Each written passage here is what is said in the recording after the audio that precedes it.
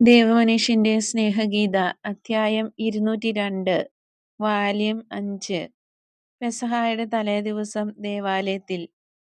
പെസഹാ തിരുനാളിന്റെ തലേദിവസമാണ് ഇന്ന്. ഈശോയും അപ്പസ്തോലന്മാരും മാത്രമേയുള്ളൂ. സ്ത്രീകളാരും ഇല്ല. പെസഹാ കുഞ്ഞാടിനെ ബലിയർപ്പിക്കാൻ പോയിരിക്കുന്ന പത്രോസിനെ കാത്ത് ഈശോ നിൽക്കുകയാണ്. ഈ സമയം മാർജ്യാമിനോട് ഈശോ സംസാരിക്കുന്നു. സോളമനെക്കുറിച്ച് പറഞ്ഞുകൊണ്ടിരിക്കുമ്പോൾ യൂദാസ് മുറ്റത്തുകൂടെ കുറുകെ കടക്കുന്നത് എല്ലാവരും കണ്ടു. യുവാക്കന്മാരുടെ ഒരു സംഘം കൂടെയുണ്ട്. വളരെ ധാർഷ്ട്യത്തോടെ ആംഗ്യങ്ങൾ കാട്ടി വലിയ നിവേശനം ലഭിച്ചയാളെ പോലെ അയാൾ അവരോട് സംസാരിക്കുന്നു. പുറംകുപ്പായം തെരുതെരെ പിടിച്ചു കുടയുന്നുണ്ട്. അത് പിടിച്ച് വളരെ സമർത്ഥമായി ഒതുക്കി വയ്ക്കുകയും ചെയ്യുന്നു. വമ്പിച്ച പ്രഭാഷണങ്ങൾ നടത്തിയിരുന്നപ്പോൾ സിസറോയ്ക്ക് ഇത്രയും മഹാത്മ്യം ഉണ്ടായിരുന്നെന്ന് എനിക്ക് തോന്നുന്നില്ല. നോക്കൂ, യൂദാസ് അതാ അവിടെ, തദേവുസ് പറയുന്നു. അവൻ പറയുന്നത് എന്താണെന്ന് ഞാനൊന്ന് കേൾക്കാൻ പോകുകയാണ്. ഈശോ അത് വേണ്ടെന്ന് പറയാനിടയുണ്ടെന്ന് മുൻകൂട്ടി കരുതി അതിനിട കൊടുക്കാതെ തോമസ് ഓട്ടം കഴിഞ്ഞു. ഓ, ഈശോയുടെ മുഖം വേദനയുടെയും കർശനമായ വിധി തീർപ്പിന്റെയും ഭാവങ്ങൾ സ്ഫുരിക്കുന്നു. ഇസ്രായേലിന്റെ വലിയ രാജാവിനെ കുറിച്ച് കാരുണ്യത്തോടും കുറച്ച് ദുഃഖത്തോടും കൂടെ സംസാരിച്ചു കൊണ്ടിരുന്ന ഈശോയുടെ മുഖഭാവത്തിലെ മാറ്റം മാർജിയ മനസ്സിലാക്കുന്നതിനാൽ അവന് പേടി. അവൻ ഈശോയുടെ കൈ പിടിച്ചു കുലുക്കിക്കൊണ്ട് പറയുന്നു, അങ്ങോട്ട് നോക്കേണ്ട, അങ്ങോട്ട് നോക്കേണ്ട, എന്നെ നോക്കിക്കോ, കാരണം ഞാൻ നിന്നെ സ്നേഹിക്കുന്നു. യൂദാസ് കാണാതെ അവന്റെ പിന്നാലെ എത്താനും ഏതാനും ചുവട് അനുഗമിക്കാനും തോമസിന് കഴിഞ്ഞു. അവൻ എന്താണ് കേട്ടതെന്ന് എനിക്കറിഞ്ഞുകൂടാ. വെടിപൊട്ടുന്ന പോലുള്ള സ്വരത്തിൽ തോമസ് വിളിച്ചു പറയുന്നു, ഇസ്രായേലിൽ എത്ര റബ്ബിമാരാണുള്ളത്? വിജ്ഞാനത്തിന്റെ പുതിയ വെളിച്ചമായ നിന്നെ ഞാൻ അനുമോദിക്കുന്നു. വളരെ ആളുകൾ ഇത് കേട്ട് തിരിഞ്ഞു നോക്കുന്നു. യൂദാസിന് ദേഷ്യം വന്നിട്ട് കരിനീലം കയറിയതുപോലെയുണ്ട്. ഞാനൊരു തീക്കല്ലൊന്നുമല്ല, ഒരു നീർപ്പഞ്ഞിയാണ്. ഞാൻ വലിച്ചെടുക്കുന്നുണ്ട്. ജ്ഞാനം ലഭിക്കണമെന്നാഗ്രഹിക്കുന്നവർ ആവശ്യപ്പെടുമ്പോൾ എന്നിലുള്ള ജീവജലം മുഴുവൻ ഞെക്കിപ്പിഴിഞ്ഞ് അവർക്ക് ഞാൻ കൊടുക്കുന്നു. വലിയ ഗമയിലും തിരുഭാവത്തിലുമാണ് യൂദാസ് സംസാരിക്കുന്നത്. നീ ഒരു തനി പ്രതിധ്വനിയാണ്, എന്നാൽ സ്വരത്തിനടുത്തല്ലെങ്കിൽ പ്രതിധ്വനിക്ക് അസ്തിത്വമേ ഇല്ല. അടുത്തല്ലാത്ത പക്ഷം അത് ഇല്ലാതായി തീരും. എന്റെ സ്നേഹിത, നീ അതിൽ നിന്ന് അകന്നു പോകുന്നത് പോലെ തോന്നുന്നു. അവൻ അതാ അവിടെയുണ്ട്, നീ വരുന്നില്ലേ? യൂദാസിന്റെ നിറം മാറുന്നു. ഏറ്റം സ്വഭാവക്കേടുള്ളപ്പോൾ കാണിക്കുന്ന കടുത്ത വൈരാഗ്യവും അറപ്പും തോന്നിക്കുന്ന ഭാവമാണ് മുഖത്തിപ്പോൾ. എങ്കിലും സ്വയം നിയന്ത്രിച്ചുകൊണ്ട് പറയുന്നു, എന്റെ സ്നേഹിതരെ, ദൈവം നിങ്ങളോടുകൂടെ. തോമസേ, എന്റെ സ്നേഹിത, ഞാനിതാ വരുന്നു. നമുക്കുടനെ ഗുരുവിന്റെ അടുത്തേക്ക് പോകാം. അവൻ ദേവാലയത്തിലുണ്ടെന്ന് എനിക്ക് അറിഞ്ഞുകൂടായിരുന്നു. അറിഞ്ഞിരുന്നെങ്കിൽ ഞാൻ ഗുരുവിനെ അന്വേഷിക്കുമായിരുന്നു. ഇങ്ങനെ പറഞ്ഞുകൊണ്ട് വലിയ സ്നേഹമുണ്ടെന്നുള്ള ഭാവത്തിൽ യൂദാസ് തോമസിന്റെ തോളിൽ കൈയിട്ട് ചേർത്ത് പിടിക്കുകയാണ്. ഈ അഭിനയമെല്ലാം തോമസ് മനസ്സിലാക്കിക്കൊണ്ട് അല്പം കർശനമായി നേരിട്ട് ചോദിക്കുന്നു, എന്ത്, ഇത് പെസഹായാണെന്ന് നിനക്കറിഞ്ഞുകൂടെ? ഗുരു നിയമത്തോട് വിശ്വസ്തതയില്ലാത്തവനാണെന്ന് നീ വിചാരിച്ചോ? ഓ, നിന്റെ ജീവനാണേ ഒരിക്കലുമില്ല. എന്നാൽ കഴിഞ്ഞ വർഷം അവൻ പലയിടത്തും പ്രസംഗിക്കുകയായിരുന്നു. ഈ ദിവസം തന്നെ ഞാൻ അത് ഓർക്കുന്നുണ്ട്. രാജകീയമായ അധികാരത്തോടെയാണ് അവൻ പ്രസംഗിച്ചിരുന്നത്. അതെനിക്ക് വലിയ ആകർഷണമായിരുന്നു. എന്നാൽ ഇപ്പോൾ അവൻ ചൈതന്യം നഷ്ടപ്പെട്ടവനെ പോലെ ആയിരിക്കുന്നെന്ന് എനിക്ക് തോന്നുകയാണ്. നിനക്കും അങ്ങനെ തോന്നുന്നില്ലേ? ഇല്ല, എനിക്കൊട്ടും തോന്നുന്നില്ല. എനിക്ക് തോന്നുന്നത് മനുഷ്യരുടെ മതിപ്പ് നഷ്ടപ്പെട്ട ഒരാളെ പോലെയാണ് അവൻ ഇപ്പോൾ എന്നാണ്. ശരി, പറഞ്ഞത് ശരിയാണ്. അവന്റെ ദൗത്യത്തിൽ പരാജയപ്പെട്ടു. അല്ല, നിനക്ക് തെറ്റുപറ്റി. അവനിൽ മനുഷ്യരുടെ മതിപ്പ് നഷ്ടപ്പെട്ടു. അതിനുത്തരവാദികളായവരിൽ ഒരാൾ നീയാണ്. കഷ്ടം തന്നെ. തോമസ് ഇപ്പോൾ പുഞ്ചിരിക്കുന്നില്ല. വളരെ ഗൗരവത്തിൽ പറയുന്ന വാക്കുകൾ യൂദാസിന് ചാട്ടവാറടി പോലെയാണ്. സംസാരം സൂക്ഷിച്ചു വേണം. കറിയോത്തുകാരൻ ഭീഷണിപ്പെടുത്തുന്നു. നിന്റെ പെരുമാറ്റം സൂക്ഷിച്ചു വേണം. നമ്മൾ ഇവിടെ രണ്ട് യഹൂദർ, സാക്ഷികൾ ആരുമില്ല. അതുകൊണ്ടാണ് നിന്നോട് ഞാൻ പറയുന്നത്. ഞാൻ വീണ്ടും പറയുന്നു, നിന്റെ പെരുമാറ്റം എത്ര കഷ്ടം. അടങ്ങിയിരുന്നു കൊള്ളൂ. അഭിനയവും വിലാപവും ഒന്നും ഇറക്കേണ്ട. വകവയ്ക്കുന്നില്ലെങ്കിൽ എല്ലാവരുടെയും മുമ്പിൽ വെച്ച് ഞാൻ ഇതെല്ലാം പറയും. ഗുരുവും നിന്റെ കൂട്ടുകാരും എല്ലാവരും ഉണ്ട്. നിന്നെ തന്നെ നിയന്ത്രിച്ചുകൊള്ളൂ. ഗുരുവേ, നിനക്ക് സമാധാനം. സൈമണിന്റെ മകനായ യൂദാസേ, നിനക്ക് സമാധാനം. ഇവിടെ നിന്നെ കാണാനിടയായത് എനിക്ക് വളരെ സന്തോഷമായി. നിന്നോട് സംസാരിച്ചാൽ കൊള്ളാമെന്ന് എനിക്ക് ആഗ്രഹമുണ്ട്. അങ്ങനെ ചെയ്തുകൊള്ളൂ. നീ അറിഞ്ഞോ, നിന്നോട് പറയണമെന്ന് ഞാൻ വിചാരിച്ചു. എന്നോട് ഒറ്റയ്ക്ക് സംസാരിച്ചുകൂടെ? നീ നിന്റെ കൂട്ടുകാരുടെ കൂടെയാണല്ലോ. പക്ഷെ നിന്നെ മാത്രമേ ഞാൻ ആഗ്രഹിച്ചുള്ളൂ. ബഥനിയിൽ ഞാൻ ഒറ്റയ്ക്കാണുള്ളത്, എന്നെ ആവശ്യമുള്ളവരുടെയും എന്നെ അന്വേഷിക്കുന്നവരുടെയും കൂടെ. എന്നാൽ നീ എന്നെ അന്വേഷിക്കുന്നില്ല. എന്നാൽ നീ വിട്ടുമാറുകയാണ് ചെയ്യുന്നത്. അല്ല ഗുരുവേ, അങ്ങനെ പറയാൻ പറ്റുകയില്ല. ഇങ്ങനെ ഞങ്ങളെയെല്ലാം നീ വിഷമിപ്പിച്ചതെന്തിനാണ്? സൈമണെയും എന്നെയും അരിമത്യ ജോസഫിനെയും നിന്റെ കൂട്ടുകാരെയും എന്റെ അമ്മയെയും മറ്റു സ്ത്രീകളെയും ഞാൻ വിഷമിപ്പിച്ചോ? ഞാൻ നിന്നെ കണ്ടില്ലല്ലോ, പിന്നെങ്ങനെ? നിനക്ക് ഞങ്ങളെ കാണണമെന്നില്ലായിരുന്നു. നമ്മൾ നേരത്തെ നിശ്ചയിച്ചിരുന്നതുപോലെ നീ എന്തുകൊണ്ടാണ് വരാതിരുന്നത്? നിഷ്കളങ്കനായ ഒരു ബാലനെ പ്രായപൂർത്തിയായ ഇസ്രായേൽക്കാരനായി നിയമം അംഗീകരിക്കുന്ന ചടങ്ങിൽ സംബന്ധിച്ച് കർത്താവിനെ മഹത്വപ്പെടുത്താൻ നീ എന്തുകൊണ്ട് വന്നില്ല?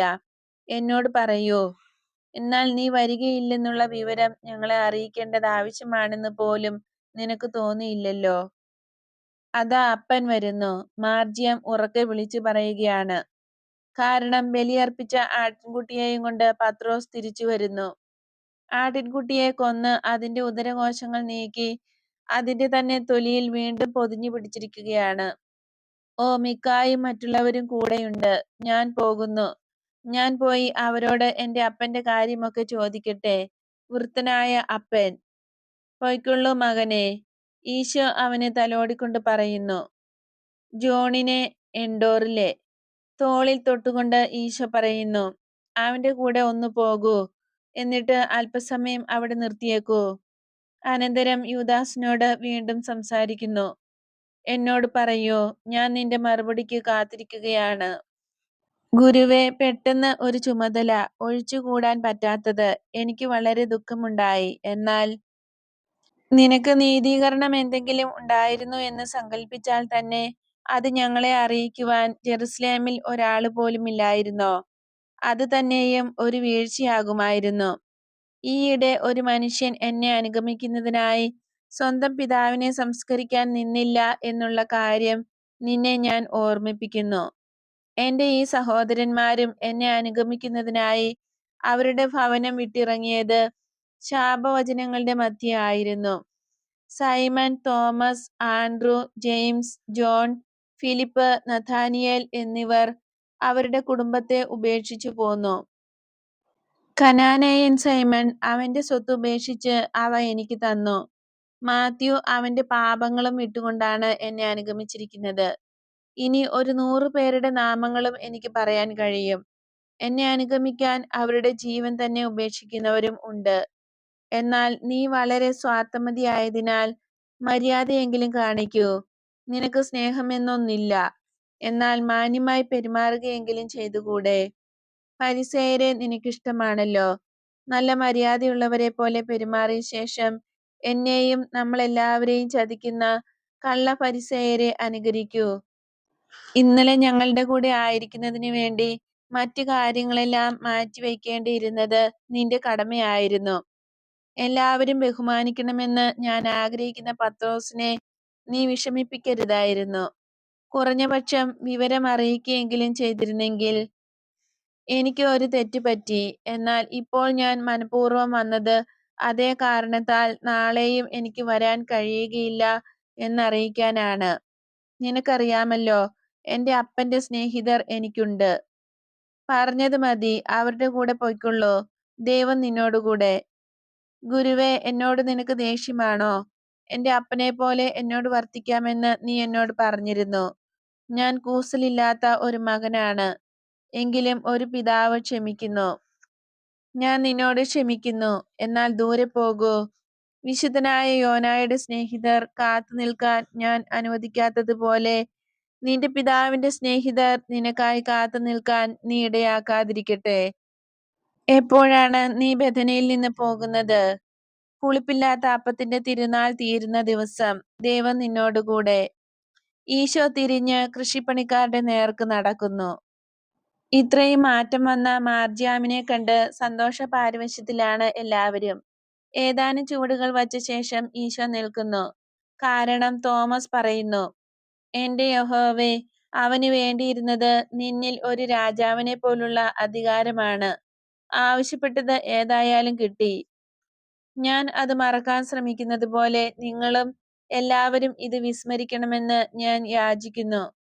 ഇക്കാര്യം യോനായുടെ പുത്രൻ സൈമണോടും എൻഡോറിലെ ജോണിനോടും കുട്ടിയോടും പറയരുതെന്ന് ഞാൻ ആജ്ഞാപിക്കുന്നു. അവരെ ദുഃഖിപ്പിക്കുകയും ഇടർച്ച നൽകുകയും ചെയ്യരുതല്ലോ. ബെഥനിയിൽ ചെല്ലുമ്പോൾ സ്ത്രീകളോടും ഒന്നും പറഞ്ഞേക്കരുത്. എന്റെ അമ്മ അവിടെ ഉണ്ടെന്നറിയാമല്ലോ. അക്കാര്യം വിസ്മരിക്കരുത്. അതേക്കുറിച്ച് വിചാരപ്പെടേണ്ട ഗുരുവേ. പ്രതിവിധി ചെയ്യാൻ ഞങ്ങളാൽ കഴിവുള്ളതെല്ലാം ഞങ്ങൾ ചെയ്യും. നിന്നെ ആശ്വസിപ്പിക്കാനും പാടുള്ളതെല്ലാം ഞങ്ങൾ ചെയ്യും. എല്ലാവരും ഒരുമിച്ച് പറയുന്നു. നിങ്ങൾക്ക് നന്ദി. ഓ, എല്ലാവർക്കും സമാധാനം. ഐസക് നിങ്ങളെ കണ്ടു. എനിക്ക് സന്തോഷമായി. സമാധാനത്തിൽ പെസഹ ആഘോഷിക്കുക. എന്റെ ഇടയന്മാർ നിങ്ങൾക്ക് നല്ല സഹോദരങ്ങളായിരിക്കും. ഐസക്കെ, അവർ പോകുന്നതിനു മുമ്പ് എന്നെ കാണാൻ അവരെ കൊണ്ടുവരൂ. അവരെ വീണ്ടും ഒരു പ്രാവശ്യം കൂടെ അനുഗ്രഹിക്കാൻ ഞാൻ ആഗ്രഹിക്കുന്നു. കുട്ടിയെ നീ കണ്ടോ? ഓ ഗുരുവേ, അവൻ എത്ര നന്നായിരിക്കുന്നു. ആരോഗ്യം തന്നെ എത്ര മെച്ചപ്പെട്ടു. വൃദ്ധനോട് ഞങ്ങൾ പറയും, അയാൾക്ക് എത്ര സന്തോഷമായിരിക്കും. നീതിമാനായ ഈ മനുഷ്യൻ ഞങ്ങളോട് പറഞ്ഞു, ജാബസ് ഇപ്പോൾ അയാളുടെ മകനാണെന്ന്. ദേവപരിപാലനയുടെ ഒരു ദാനം. ഞങ്ങൾ എല്ലാ കാര്യങ്ങളും വൃദ്ധനോട് പറയും. ഞാൻ നിയമത്തിന്റെ പുത്രനായെന്നും പറയണം. എനിക്ക് വലിയ സന്തോഷമാണെന്നും ഞാൻ എപ്പോഴും അപ്പനെ ഓർമ്മിക്കുന്നുണ്ടെന്നും. എന്നെ ഓർത്തോ എന്റെ അമ്മയെ ഓർത്തോ കരയരുതെന്നും. അവൾ ഒരു മാലാഖയെ പോലെ എന്റെ അടുത്തുണ്ട്, അപ്പന്റെ അടുത്തുമുണ്ട്. എപ്പോഴും കാണുകയും ചെയ്യും. മരണത്തിന്റെ സമയത്തും കാണും. പിന്നെ ഈശോ സ്വർഗത്തിന്റെ വാതിലുകൾ തുറന്നു കഴിഞ്ഞിട്ടുണ്ടെങ്കിൽ അമ്മ അപ്പന്റെ അടുത്തേക്ക് വരും. അമ്മ അപ്പോൾ ഒരു മാലാഖയേക്കാൾ സുന്ദരിയായിരിക്കും. എന്നിട്ട് അപ്പനെ ഈശോയുടെ അരികിലേക്ക് കൂട്ടിക്കൊണ്ടു പോകും. ഈശോ എന്നോട് പറഞ്ഞു, അപ്പനോട് എല്ലാം പറയുമോ? എല്ലാം ശരിക്ക് പറയാൻ നിങ്ങൾക്ക് പറ്റുമോ? തീർച്ചയായിട്ടും പറയാം ജാബസേ. അല്ല, ഇപ്പോൾ ഞാൻ മാർജിയാമാണ്. കർത്താവിന്റെ അമ്മയാണ് എനിക്ക് ഈ പേര് തന്നത്. ഇത് അവളുടെ പേര് പോലെ തന്നെയുണ്ട്. അവൾക്ക് എന്നെ എത്ര സ്നേഹമാണ്. അവളാണ് രാത്രിയിൽ എന്നെ ഉറക്കാൻ കിടത്തുന്നത്. അവളുടെ മകനെ പഠിപ്പിച്ചിരുന്ന പ്രാർത്ഥനകളെല്ലാം എന്നെ കൊണ്ടും ചൊല്ലിപ്പിക്കുന്നുണ്ട്. രാവിലെ ഒരുമ്മ തന്ന് എന്നെ ഉണർത്തുന്നു. എന്നെ ഉടുപ്പുകൾ ധരിപ്പിക്കുകയും അനേകം കാര്യങ്ങൾ പഠിപ്പിക്കുകയും ചെയ്യുന്നുണ്ട്. ഈശോ പഠിപ്പിക്കുന്നുണ്ട്. അവർ എത്ര സാവധാനത്തിലാ പറയുന്നത്. അതുകൊണ്ട് എനിക്ക് പഠിക്കാൻ വിഷമമില്ല. എന്റെ ഗുരു. ഇങ്ങനെ പറഞ്ഞുകൊണ്ട് അവൻ ഈശോയോട് പറ്റിപ്പിടിച്ച് ചേർന്ന് നിൽക്കുന്നു. ആരാധനയുടെയും സ്നേഹത്തിന്റെയും ആ പ്രകടനത്തിൽ എല്ലാവരും തരളിത ഹൃദയരാകുന്നു. അതെ, അപ്പനോട് എല്ലാം പറയണം. ഒട്ടും വിഷമിക്കരുതെന്നും പ്രതീക്ഷ വിട്ടുകളയരുതെന്നും. ഈ ദേവദൂതൻ അയാൾക്ക് വേണ്ടി പ്രാർത്ഥിക്കുന്നുണ്ട്. ഞാൻ അയാളെ അനുഗ്രഹിക്കുന്നു. നിങ്ങളെയും ഞാൻ അനുഗ്രഹിക്കുന്നു. പോയിക്കൊള്ളുക. സമാധാനം നിങ്ങളോടുകൂടി ഉണ്ടായിരിക്കട്ടെ. രണ്ടു കൂട്ടരും രണ്ടു വഴിക്ക് പിരിഞ്ഞു പോകുന്നതോടെ ദർശനം അവസാനിക്കുന്നു.